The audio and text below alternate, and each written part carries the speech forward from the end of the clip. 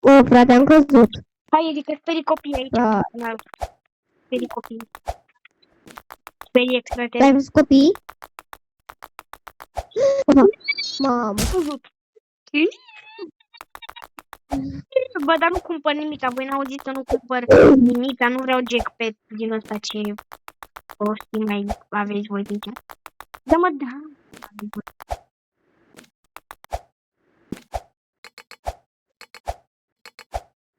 Oh. Bă, de ce am Îmi trebuie scara, unde? Edi, efectiv, eu după ce am sărit pe plăcuțele am răgăit. Nu știu dacă mă crezi, dar am răgăit.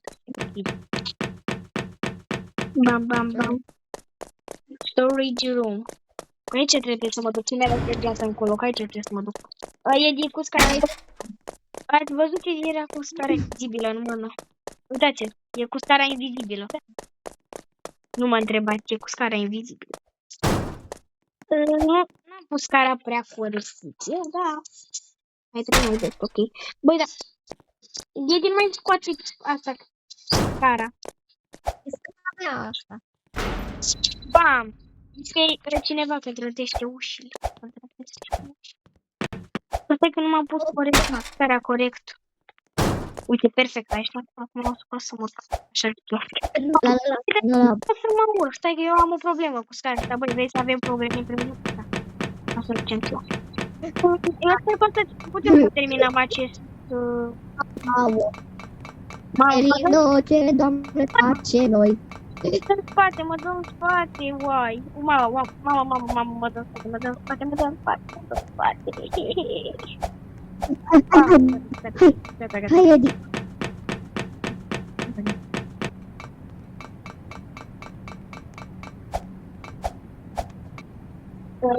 Sunt de acord, trebuie să sunt oare valvele? Sau? Suntem la partea că trebuie să închidem valvele sau nu suntem? Mai avem un pic. Videoclipul ăla. Acum trebuie să verificăm. Acum. Eu una pe Edi, nu-l aud pe Edi, dar nu-l aud pe Edi. Tu l-ai dat, De asta am auzit, asta chiar am auzit. Eu cu telecinezile mele. Vreau să faci clădire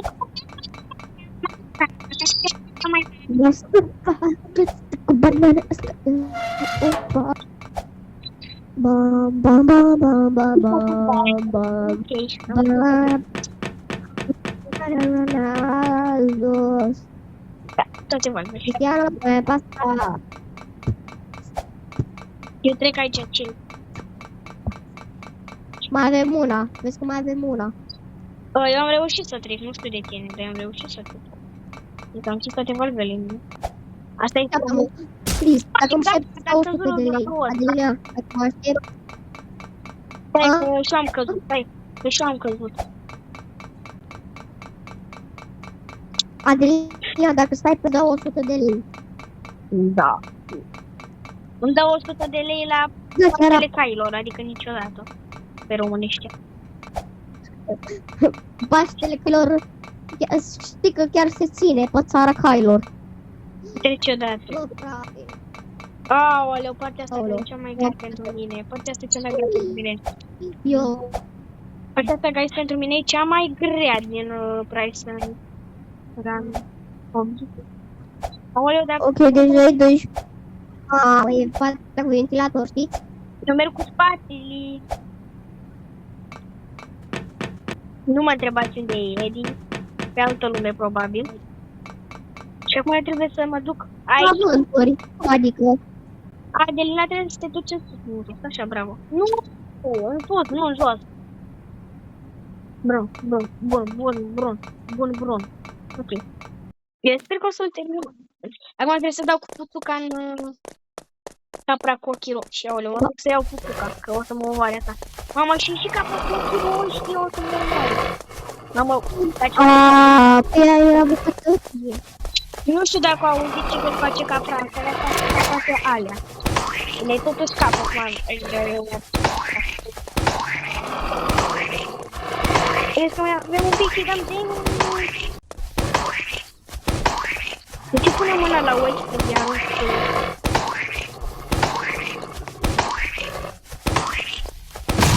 Am omorât-o, gata. Să mergem mai departe. Bună, Edi. Așa, pa, Edi. Acum ne dăm pe topogan, partea mea preferată. Acum trebuie să ne dăm cu capul în jos. Ia să vedeți. Beau. Eu zic că sunt minge care mă dau așa pe topogan. Văleu, mă aruncă în cosmos. E că nu chiar în cosmos, mă aruncat aproape în lavă.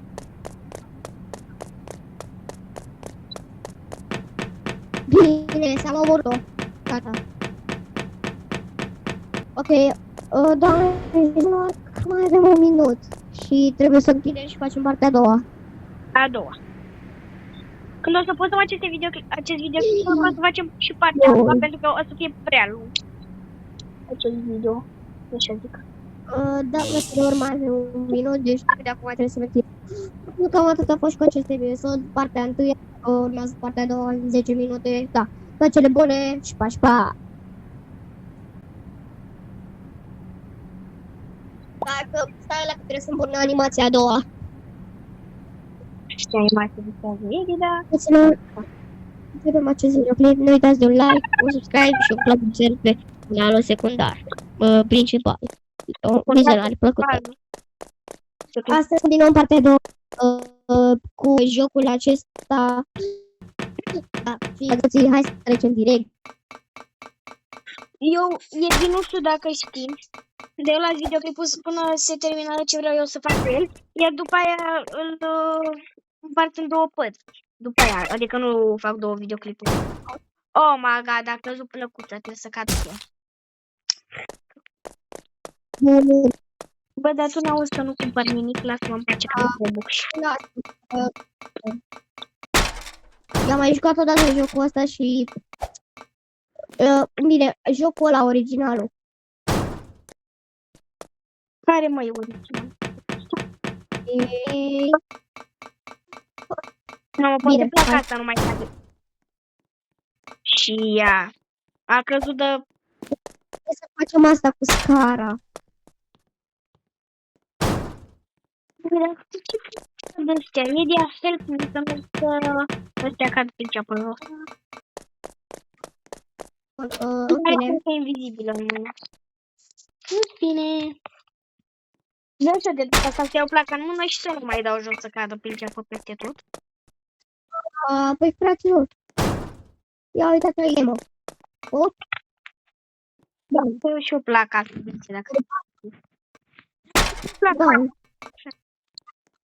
Gata. Hai. Iartă-mă. Că nu pot să iau asta. Mă enervez. Am stat capra robot. Adelina! Da, știu. Urmează cu capra robot. Suntem la partea cu capra robot. Ajută-mă și pe mine să umor. Hai de capul meu. Zilele mele. Hai să încep să iau. Pe cât deja nu știu brațul, bă. Bravo, am zis brațul în loc de braț. Nu mă întrebat.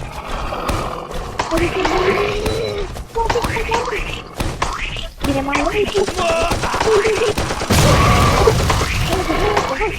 vrut să vrut la capăt.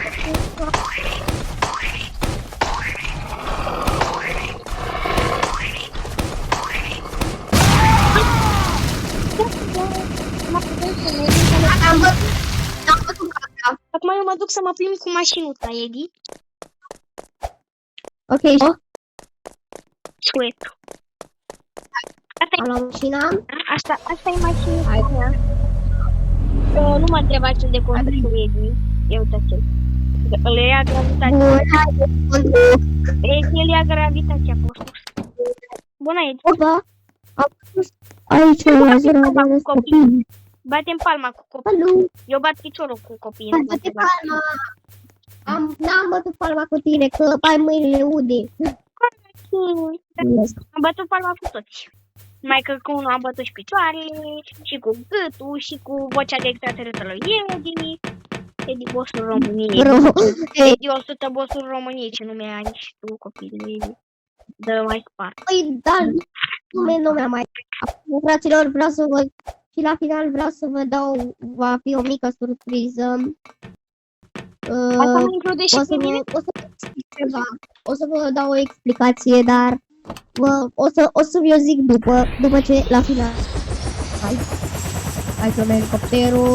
Zburăm. Doamne, nu mă întrebați cum merge cu elicopterul, că zici că are gravitația lui. Ok. Și merge. Haide.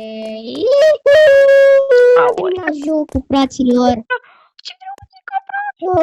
Doamnelor și domnilor, oficial am terminat jocul. Da, fraților, am văzut și cu acest joc. Eu vreau să văd și aici. Nu nimic interesant. Bun, prieteni, deci ăsta a fost episodul de ziua de astăzi. O să ne vedem cu alt... Auzi, stai. O să ne vedem cu alt episod în altă zi.